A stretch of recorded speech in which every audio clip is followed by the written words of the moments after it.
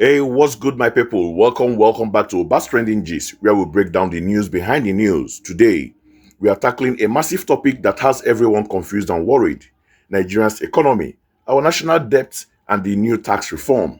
You have probably seen the headlines claiming the current government has borrowed more money than all previous governments since 1999 combined. It sounds terrifying, right? But is it true? We have a clip from one of the most credible sources on this matter, Taiwo Oyedele, the chairman of the Presidential Fiscal Policy and Tax Reform Committee. He breaks down the numbers, explains the confusion, and most importantly, tell us what these new changes mean for the money in our pockets. Stick with me, because we are going to watch his explanation. Let's get into the gist. First of all, Mr. Oyedele set the stage. To understand where we are going, we have to be honest about where we've been.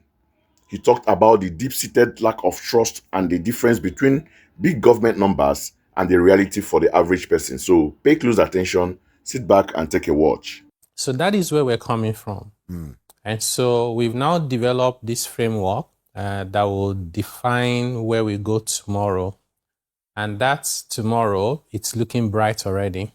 And the way to look at that is, on one hand, there is, what the economists will call the macros, like what you said about tax to GDP ratio, debt service to revenue ratio. Those big issues are very important. But guess what? To the ordinary person, they mean nothing. They mean absolutely nothing. So he has established that those big macro numbers often doesn't resonate with us. Now, this part is crucial. He directly addresses the confusion around Nigerians' debt figure. Why does it look like the debt has exploded overnight? The answer is a mix of accounting, transparency, and brutal reality of Naira's devaluation. So just listen to this. So, but the way to always start is you start with the macros. If we were printing a lot of Naira to spend, in the past administration, over 30 trillion Naira was printed. If you add the interest to it, I've seen some commentaries here and there about, this government has borrowed more than all the previous governments since 1999 combined. People just got the calculations wrong. I guess, also because of the devaluation of the Naira. Yeah, so there were two major issues. One is the devaluation of the Naira. We had a debt, external debt of about $46 billion before this president came on board. Right. At the time that we were deceiving ourselves that the exchange rate was 460. So just imagine you take $46 billion, translated at 460, and now at about 1.5. That's more than 1,000 per dollar. That's already about 48 trillion Naira added to it. Not because anybody borrowed anything. And then the amount that the Buhari government printed for us to spend, it was securitized, but it wasn't added to the public debts. So did you catch that? A huge part of the debt increase was simply making the hidden debt official and the Naira fall, not just the new borrowing. Now, for the final and most important part, after all the complex macro talk, what is the actual good news? How will this new tax reform signed by the president directly affect you and me? Every other salary earners? This is the part that matters most. So take a watch. So, because I had the opportunity to share,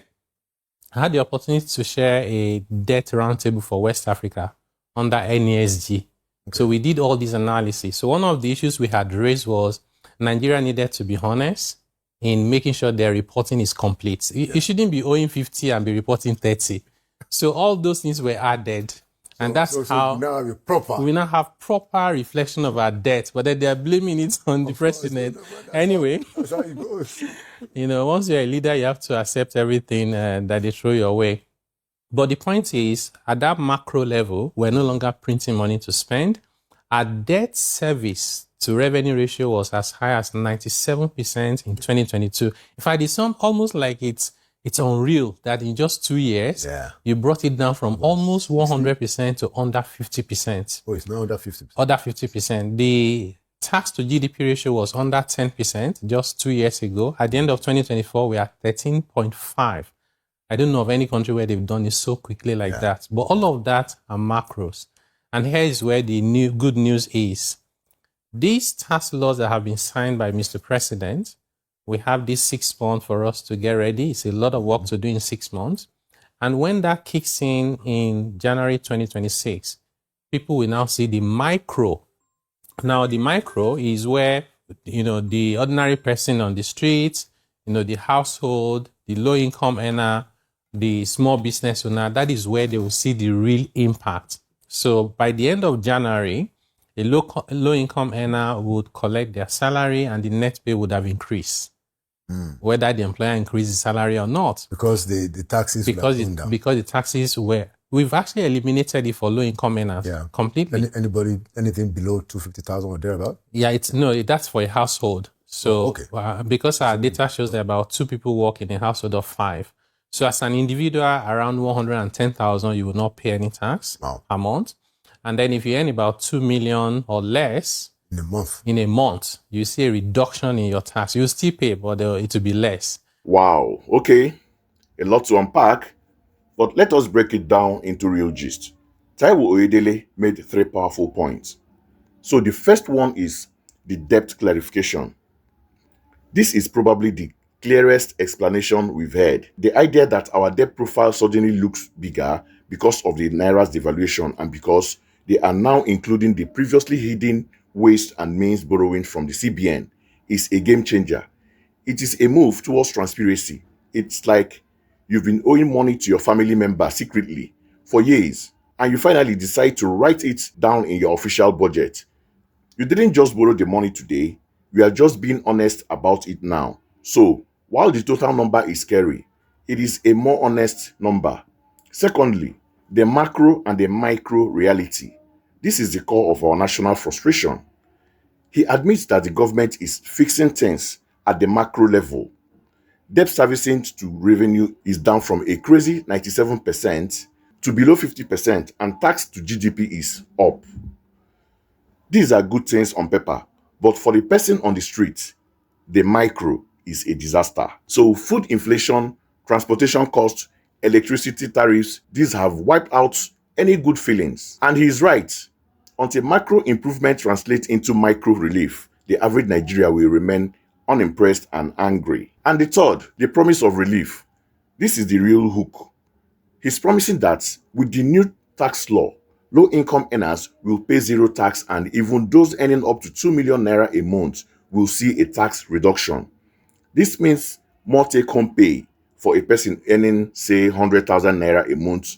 Paying zero tax is a significant relief. That's a powerful promise. But here is my critical take. The promise is fantastic, but we have to ask the tough question. So let's look at the timeline he mentioned. So he mentioned some of these changes kicking in by January 2026. That feels very far away and might be misspeak, as the reform are meant to be more immediate.